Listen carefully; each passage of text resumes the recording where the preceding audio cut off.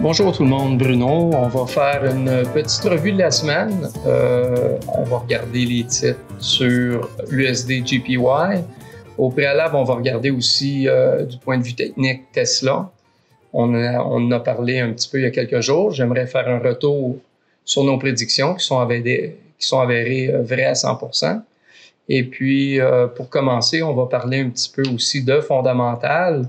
On va parler de la situation actuellement, ce qui se passe aux États-Unis avec les élections, l'espèce de rencontre qu'il y a eu entre M. Trump et M. Biden, qui s'est très, très mal passé pour M. Biden, qui semblait pratiquement momifié derrière son lutrin. Il y a beaucoup de turmoil actuellement, un grand tourbillon autour de cette question-là. On essaie, en fait, dans le Parti démocrate, de déterminer qui pourrait prendre le relais. On parle de la colistière qui est Kamala Harris, qui est pas très, très populaire aux États-Unis, donc ça l'enchante pas tout le monde. Et il est pas certain, à 4 mois du scrutin, qu'elle serait capable de prendre le relais et de battre M. Trump, qui, lui, peut parader actuellement. Les sondages le poussent toujours plus haut. Il n'y a pas eu nécessairement une bonne soirée durant le débat présidentiel. Par contre, M. Biden était tellement figé que M. Trump, finalement, a bien paru, sans jamais répondre à aucune question. Donc, actuellement, il y a une espèce de guerre larvée au sein du Parti démocrate entre l'aile gauche et, on pourrait dire, l'aile droite. Et ça va être de déterminer qui pourrait prendre le relais. M. Biden ne semble pas intéressé à laisser aller sa candidature. Beaucoup disent que son passé politique a fait en sorte qu'il a été humilié à plusieurs reprises. Ça a été dur pour lui de devenir ce qui est aujourd'hui. Et de ce fait-là, il n'a pas envie de quitter parce que le New York Times ou Journal Atlantique et tout, le critiquent et disent qu'il devrait lever les feutres. Donc, c'est toute une question qui se pose actuellement. Dans le Parti démocrate, il y a d'autres candidats qui pourraient prendre le relais. D'autres personnes en parallèle de Mme Harris. La candidate qui semblerait peut-être faire l'unanimité serait Mme Obama, Michelle Obama, la femme de Barack Obama, l'ancien président des États-Unis. Si jamais elle prenait le relais, selon les indications qu'on a actuellement, les sondages, elle battrait à plate couture M. Trump. Donc, c'est une question à 100 piastres. Qu'est-ce qui va passer avec ça? On n'en sait rien. Il va falloir écouter les annonces dans les prochains jours. Mais définitivement, il y a une grosse pression sur M. Biden. Et éventuellement, ça pourrait aussi se retourner contre M. Trump, qui est dans une position quand même s'il est gagnant actuellement, sa situation pourrait se retourner rapidement. C'est pas impossible. Donc, en conclusion, qu'est-ce que ça signifie pour nous? Bien évidemment qu'il risque d'y avoir de la volatilité sur les marchés, parce que les marchés peuvent être directement impactés par ce qui va se passer entre ces deux candidats-là ou advenant qu'il y a un remplacement de M. Biden. Et sur le marché des changes, Forex, bien, c'est certain que là, ça va kicker fort. Advenant que M. Biden quitte et laisse sa place à quelqu'un d'autre, vous pouvez être sûr à la hausse ou à la baisse qu'il va y avoir une hypervolatilité et là que ça va bouger radicalement. Donc, soyez à l'affût, soyez prudents et faites ces observations-là.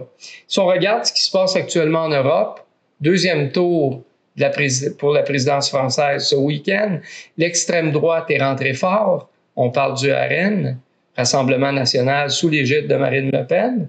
Actuellement, les républicains veulent font des tractations avec la gauche et la gauche extrême pour essayer de faire barrage parce qu'ils sont fait déculotter. Donc, à ce niveau-là aussi, ça pourrait avoir un impact sur la valeur euro. Donc, faites attention, faites vos observations. Comme on dit, due diligence.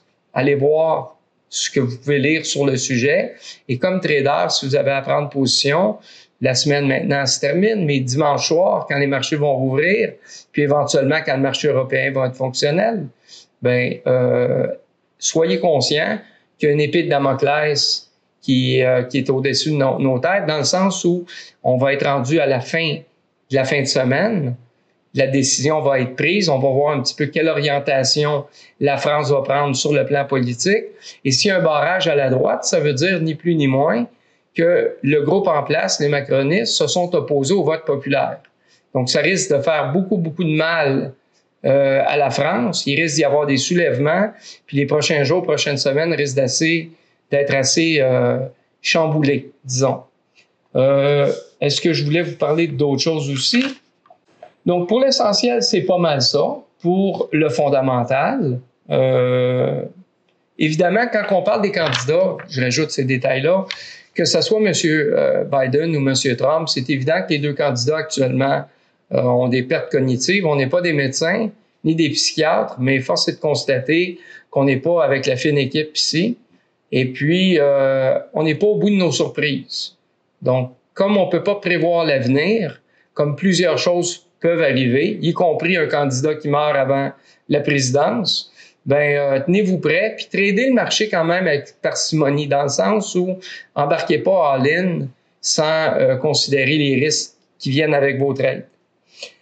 Donc, on a fait le tour maintenant pour les fondamentaux. On va regarder rapidement Tesla et puis USD JPY. Parfait. Donc, on va regarder Tesla. On l'avait observé il y a quelques jours. On avait essentiellement prédit que Tesla allait poursuivre sa hausse. On avait eu à identifier le type de gap dans lequel on travaillait. J'avais plutôt tendance à penser qu'on était dans un gap de continuation, ce qu'on appelle un runaway gap, plutôt qu'un exhaustion gap. Ça s'est avéré tout à fait vrai, puisqu'actuellement, on est en daily. Quand on a fait notre analyse il y a quelques jours, on était dans ces eaux-ci, ou même, je me demande si on n'était pas dans ces eaux-ci, mais peu importe. Donc, vous voyez ici qu'il y a eu des gaps quand même importants dans les derniers jours. Ce qu'on avait dit pour l'essentiel, c'est que normalement, le titre, on avait beaucoup de chances que le titre poursuive sa montée. On voit qu'il y a des hypervolatilités, que le marché est très, très fort depuis très longtemps, en fait. Et on avait dit qu'il y avait une possibilité qu'on replie pour venir refermer un gap et éventuellement peut-être faire du price action et repasser à la hausse, mais c'est pas ça qui s'est produit. À ce niveau-là, on a tout simplement continué notre marche vers la Lune. Ça continue à progresser en termes de prix. Si on regarde actuellement, depuis le dernier lowest low jusqu'au ISI actuel, si on fait une observation du titre avec notre Fibonacci, on va pouvoir mesurer la rétraction actuelle. Évidemment, là, il n'y a pas grand-chose, hein, il n'y a pas grand-chose ici, là. Même si actuellement on est sur un doji, il n'y a pas du tout de mouvement baissier. Mais éventuellement, on pourrait se servir de cette grille-là pour mesurer la rétraction. Parce que rétraction, il va y en avoir une. Tôt ou tard, après un mouvement aussi incisif, on est en droit de s'attendre à ce que le marché corrige légèrement et on pourrait mesurer cette correction-là avec notre Fibonacci. On a actuellement une espèce de pendu. Le marché, aujourd'hui, nous a donné ce cas de figure-là. Dans les derniers jours, cette semaine, on voit bien là que ça a été incroyablement explosif. Non seulement nos chandelles ont été, l'ADR des chandelles, le mouvement est important, mais en plus, on a eu des gaps qui étaient des gaps importants, des runaways. On est venu travailler dans cette zone-là ici, dans laquelle on n'a pas navigué souvent antérieurement. Puis, si quelqu'un voulait se placer sur Tesla, j'attendrais probablement dans les prochains jours cette fameuse rétraction-là, qui risque quand même de ne pas être si importante. J'ai l'impression que ça risque d'être une rétraction qui travaille dans les premiers niveaux. Ça m'étonnerait qu'on descende en bas de 0,23, peut-être un petit peu plus, mais je serais très, très étonné. Et si j'avais à me positionner, moi, j'attendrais cette rétraction-là avec une consolidation, puis éventuellement, là, tous les codes nécessaires, cassure et compagnie, spike de volume, ainsi de suite, pour me positionner. Ceci dit, si je travaillais avec des options, j'essaierais probablement de me prendre une unité de temps de travail qui serait de 45 à 65 jours. J'essaierais aussi de travailler avec une stratégie qui me permettrait d'abord et avant tout d'être agressif sur la hausse, mais qui me permettrait de me couvrir les fesses partiellement ou en totalité sur la rétraction. Donc, il y a plusieurs stratégies possibles sur les options. Éventuellement, on regardera ça avec plus de détails, mais c'est pour vous ouvrir un petit peu les perspectives sur le sujet. Tesla va être influencé évidemment par le Q2 la semaine prochaine, des annonces où on va sortir là l'information sur le produit. Donc, soyez à l'affût de tout ça. Monsieur Musk, évidemment, est présent sur les réseaux sociaux. Il trouve le moyen de faire bouger son titre pour le meilleur et pour le pire. Donc, il faut nécessairement faire du micromanagement, puis écouter les nouvelles, puis être sur les différents sites où on peut accaparer cette information-là, ces nouvelles-là, dès que ça sort, parce que ça a un impact direct sur les marchés. C'est évidemment un titre dans lequel beaucoup de gens ont confiance. Il y en a qui nous annoncent que Tesla, dans les 10 prochaines années, va être ni plus ni moins que l'Arche de Noé. Donc, j'ai rien contre, mais il faut quand même rester prudent. Il faut toujours être un petit peu en avance au niveau de notre game par rapport au marché lui-même. Donc, quel va être le prochain grand move de Tesla? À quel moment ça peut se produire? Vous pouvez dès maintenant déjà anticiper tout ça. Vous n'êtes pas obligé d'avoir raison à l'heure près, mais en travaillant de cette façon-là, vous risquez en tout cas de vous faire moins prendre, advenant que les choses n'aillent pas dans votre direction, puis vous risquez d'être ajusté très rapidement, auquel cas le marché explose complètement. Donc, on a eu raison sur notre analyse. La seule chose divergente, c'est qu'il n'y a pas eu de rétraction. On a continué la montée, mais soyez certains qu'avec une montée comme celle-ci, on est dans des hypervolatilités, on va rétracter. Si vous connaissez les principes de Bollinger, vous savez que les hypervolatilités sont souvent suivies d'une rétraction et vice-versa. Donc, soyez conscients qu'on ne pourra pas continuer à monter comme ça. Maintenant, ça pourrait toujours se produire, mais au niveau des probabilités, avec tout ce qui s'est fait présentement, probablement que le meilleur a été fait. Il va y avoir une rétraction, puis après ça, on va passer à autre chose. Il va y avoir un reset, probablement qu'on va continuer à monter. Donc, si j'avais à me commettre sur Tesla, je reste bullish, c'est solide, mais pour l'instant, si j'avais à prendre une position en intraday ou en petit swing, je m'abstiendrais, j'attendrais cette espèce de rétraction-là dont je vous ai parlé et travailler avec vos FIBO pour être capable peut-être de prendre des mesures. C'est des références, ni plus ni moins. Si on va maintenant avec le USD JPY, on vous avait annoncé plusieurs choses à ce niveau-là. Je vous avais annoncé plusieurs choses. Je vous avais dit, entre autres, que... Excusez-moi. OK. Je vous avais dit, entre autres, que le titre allait monter à 162,100. On l'a frôlé sans l'atteindre. Donc, on s'est trompé par un choix. Vraiment pas grand-chose. J'ai gagné ma trade malgré tout. Ça a juste été moins spectaculaire que prévu. Je vous avais dit aussi que le titre, comme tel, dans les prochains jours, j'étais plutôt positif pour l'USD.